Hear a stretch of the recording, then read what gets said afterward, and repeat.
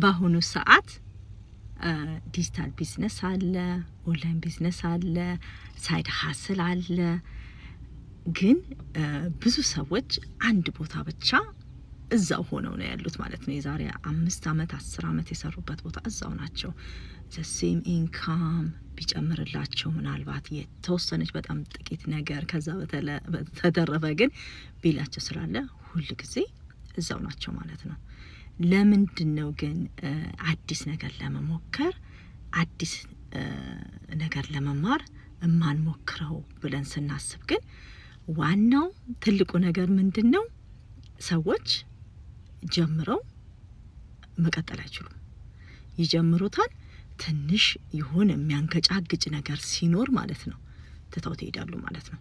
እኛ ቢዝነስ ላይም እንደዚህ ነው የተፈጠረው።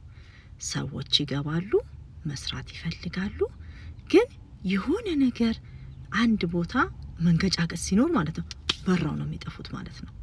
ግን እንደዛ መሆን የለበትም። ለማደግ ምንፈልግ ከሆነ ለመለወጥ ምንፈልግ ከሆነ መውደቅ ያለ ነው። ግን ወድቀን እዛው መቅረት ሳይሆን መነሳት እንዳለ ማሰብ አለብን።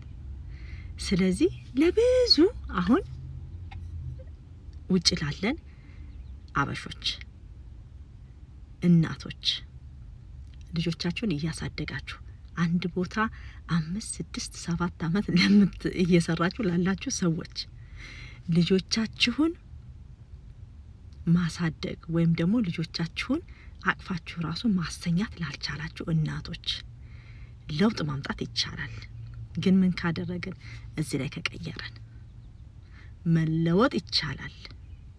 እርግጥ ነው እስከ ሰራን ድረስ በተለይ እዚህ አሜሪካ ሀገር ያየሁት እስከ ሰራን ድረስ ብር አለ፣ ስራው አያልቅም። ግን እኛ እያለቅን ነው የምንሄደው። እንደዛ ከመሆኑ በፊት ግን ሪታየርድ ጊዜያችን የጡረታ ጊዜያችን ከመድረሱ በፊት ስራችንን እየሰራን ራሱ የሆነ ነገር ከጎን ቢልድ እናደርግ።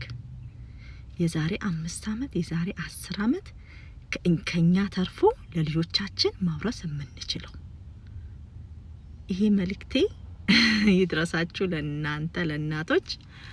እንግዲህ እንዴት ነው የምንሰራው እንዴት ነው የምንሞክረው ለምትሉ ሰዎች እንግዲህ ዴም አድርጉልኝና እኔ የወሰድኩትን ትሬኒንግ እናንተም ወስዳችሁ እንደኔ ደግሞ ሜንቶርም ኮችም እንድትሆኑ